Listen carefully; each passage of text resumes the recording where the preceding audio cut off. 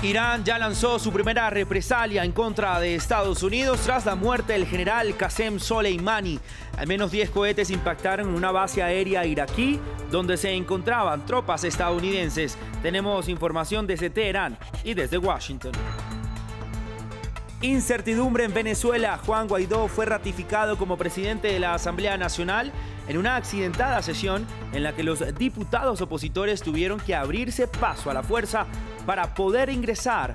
Pero Luis Parra, un diputado disidente de la oposición, fue juramentado para el mismo cargo en otra agitada sesión el domingo. El humo de los incendios de Australia llegó a varios países de América del Sur. El cielo de Chile, Uruguay y Argentina se oscureció por una nube originada por al menos 200 focos de incendios que ya cobran la vida de al menos 25 personas. Muy buena noche, gracias por continuar con nosotros en France 24. Soy Raúl Blanco, un gusto saludarlos. Comenzamos este informativo. Aumenta la tensión en Medio Oriente tras el ataque con cohetes a una base aérea en Irak, donde se encontraban tropas estadounidenses. Los guardianes de la revolución iraní confirmaron la autoría de este ataque y Estados Unidos también confirmó que la base de Ain Assad recibió el impacto de 10 cohetes. Mientras tanto, en Washington, el presidente estadounidense Donald Trump ya fue informado y está monitoreando la situación. En medio de esta escalada de tensiones entre Estados Unidos e Irán, la OTAN retiró temporalmente a su personal de Irak por razones de seguridad. Y antes de conocerse esta noticia, el Departamento de Estado ofreció diálogo a la República Islámica y al ser cuestionado por los periodistas, Trump afirmó estar preparado para tomar represalias. ¿Está Estados Unidos preparado para un ataque de Irán? Estamos preparados, estamos completamente preparados y por tanto estamos preparados para atacar si tuviéramos que hacerlo, en respuesta. Y vamos hasta Washington, donde nuestra corresponsal Diana Castañeda nos entrega el reporte sobre la situación en la capital estadounidense. Diana, esta base fue visitada por Donald Trump en 2018. Le preguntó cuáles son los soldados que generalmente están albergados allí. Bueno, según lo ha dicho el Pentágono, esta es una de las bases más grandes en la zona. Queda a tan solo 200 millas con Irán y tiene varios búnkers de seguridad en donde a esta hora permanecen refugiados, los militares que se encontraban en esta base como tal.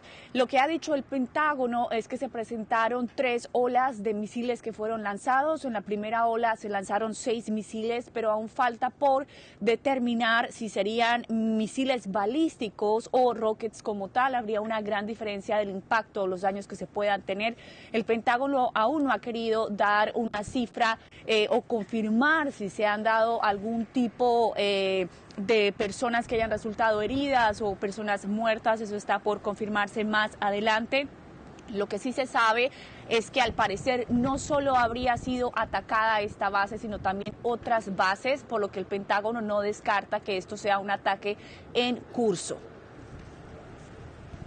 Así es, Diana, desde Washington nos vamos a Teherán, la capital iraní, con nuestra corresponsal en Teherán, Catalina Gómez. Catalina, le pregunto cuál es el reporte de las autoridades iraníes hasta el momento y si podemos esperar ahora que se inicie una cadena de ataques y respuestas. Bueno, los guardianes revolucionarios, que son esta fuerza militar a la que pertenece las fuerzas Quds, al que dirigía el comandante Qasem Soleimani, acaban de sacar un comunicado en el que confirman que son los responsables de esta operación que tiene como nombre Soleimani y que dicen que uno solamente va dispuesta a esta base al-Assad y también hablan de una base en Erbil, posiblemente en el área del Kurdistán, sino que también dicen que esto es un mensaje para todos los países de la región que acogen tropas norteamericanas para que le pidan a los norteamericanos que se vayan de la región, que este no es un lugar para estar, y también dice que eso se extiende también al régimen sionista, como lo dice este comunicado, para que ellos cumplen las mismas condiciones que los norteamericanos y que es hora que se retiren de la región. Ellos dicen que perdón, que esta misión tuvo éxito total y que están a la espera de ver lo que pasa. ¿Qué va a pasar? Ahora depende del presidente norteamericano Donald Trump, que había asegurado que si Irán atacaba, él estaba dispuesto a responder. Recordemos que habló de 57 lugares específicos, algunos de ellos parte del patrimonio cultural iraní. Falta por ver si realmente él cumple esta promesa, y de ser así entraríamos en una ola, como lo llamaba ayer un comandante de los guardianes revolucionarios, de ping-pong, del uno pegarse y el otro devolverse, que estaría entrando en una espiral muy peligrosa para la seguridad no solamente de Irán, Irak, sino también del resto de Oriente Medio. Catalina, ¿cuál es la situación en Irán? ¿Qué siente la gente? ¿Hay miedo en la población? ¿Hay incertidumbre? Usted que vive allá en Teherán, ¿qué ha podido palpar? Mire, primero que todo hay dos cosas importantes. Esta venganza vino extremadamente rápida para hacer Irán. Ellos generalmente responden después de un tiempo con mucha más cabeza, tal vez muchas veces dejan esperar, pero la respuesta de la multitud durante el entierro del general Qasem Soleimani fue tan multitudinaria, fue tan grande, y en todas las ciudades donde se llevó este entierro, incluida ayer o todavía en el día de ustedes en Kermán, donde más de 1 millón de personas llegaron a despedirlo, la gente pedía venganza. Así que el régimen tampoco tenía otra opción, así lo había dicho el líder supremo en su momento, que ellos responderían. Obviamente parte de la población tiene muchísimo miedo de que el país vuelva a caer en una guerra como tal, como también tiene muchísimo miedo la población iraquí, al cual se le ha cumplido el peor de los escenarios. Los iraquíes tienen desde hace muchos meses miedo de quedar convertidos en este escenario de la guerra proxy entre Estados Unidos e Irán, tal como ha quedado en este momento. Otro sector de la población iraní dice que ellos están dispuestos, a pesar de las dificultades, de ir a la guerra para defender no solamente su país, sino el honor de este general que era adorado por muchos. Catalina, gracias por la información. Por supuesto, vamos a estar muy pendientes a lo que ocurra allá en la capital de Irán. Y también desde Washington nos acompaña Emilio Viano. Él es analista, experto en seguridad internacional. Señor Viano, muy buena noche. Gracias por estar con nosotros en France 24. Le pregunto si podemos esperar entonces que empiece una cadena de ataques y respuestas por parte de Irán y Estados Unidos. ¿Y este conflicto realmente puede escalar efectivamente a una verdadera guerra? Bueno, esperemos que no, naturalmente, pero eso no se puede descartar, especialmente con un presidente como Trump, que actúa con impulsividad.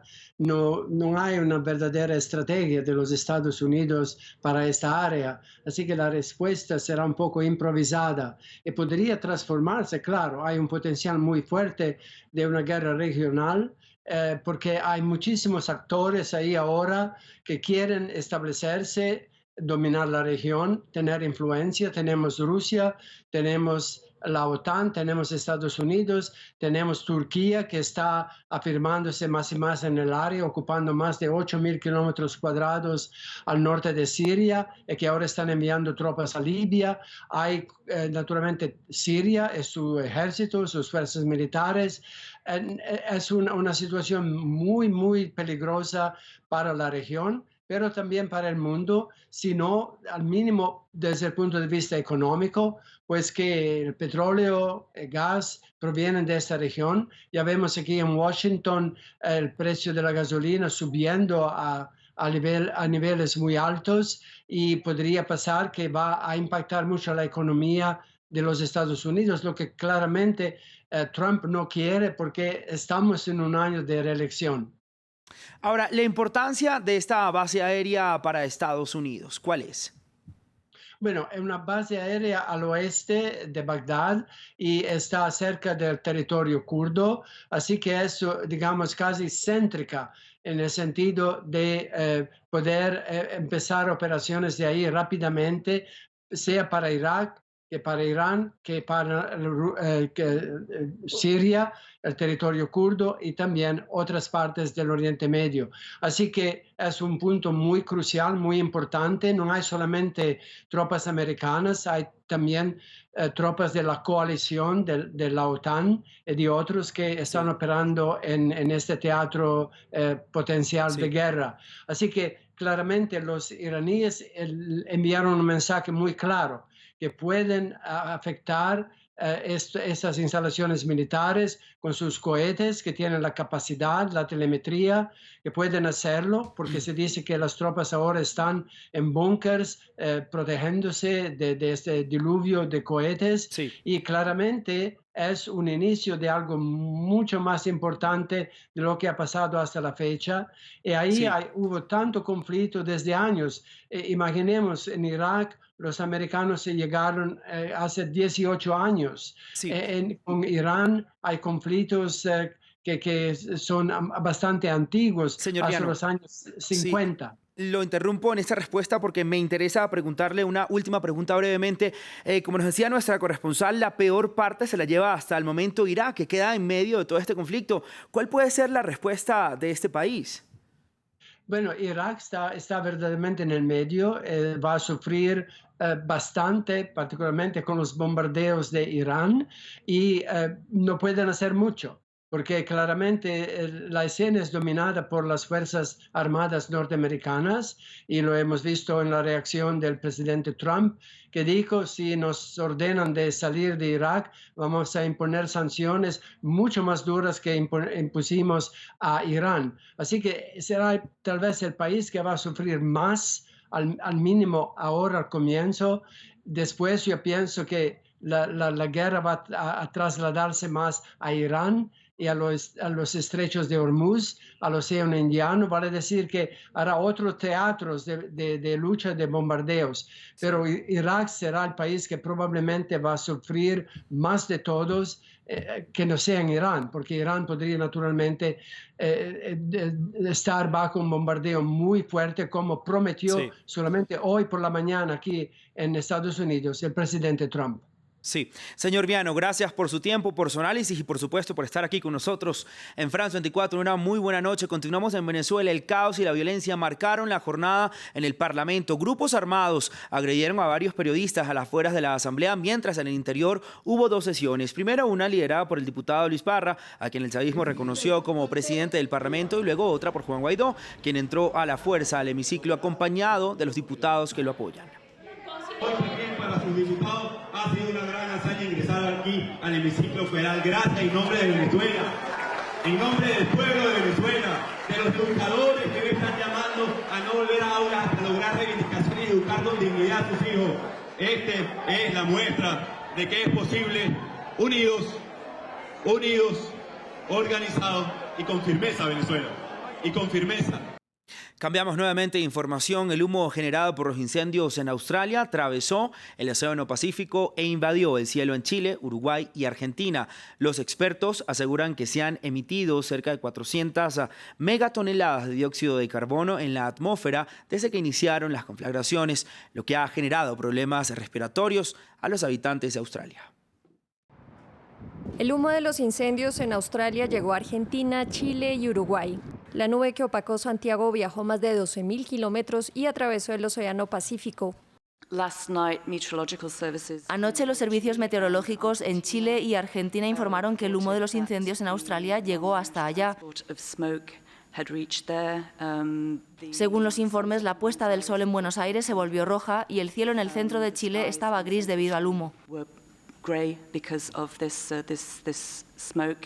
El humo en Chile y Argentina está a cerca de 6.000 metros de altura y según los expertos no hay en la zona ningún fenómeno meteorológico que haga que baje. Además, descartan que pueda tener consecuencias en la salud de los habitantes de la zona. Terminamos teniendo un ciclo que no tiene fin, en el que incendios generan dióxido de carbono, que generan más cambio climático, más condiciones favorables para los focos de incendio, más incendios, más dióxido de carbono. Y así de este ciclo que no podemos salir. En Australia, los daños que ha dejado los 200 focos de incendio superan los 485 millones de dólares. Al menos 25 personas han muerto y cerca de 480 millones de animales habrían perdido la vida. Este martes, los bomberos trabajaron contrarreloj, aprovechando una pequeña disminución de la temperatura y una muy necesitada ligera llovizna. Sin embargo, los pronósticos indican que la temperatura aumentará este viernes, con los termómetros alcanzando de nuevo más de 40 grados centígrados. Hasta que el informativo continúe con nosotros.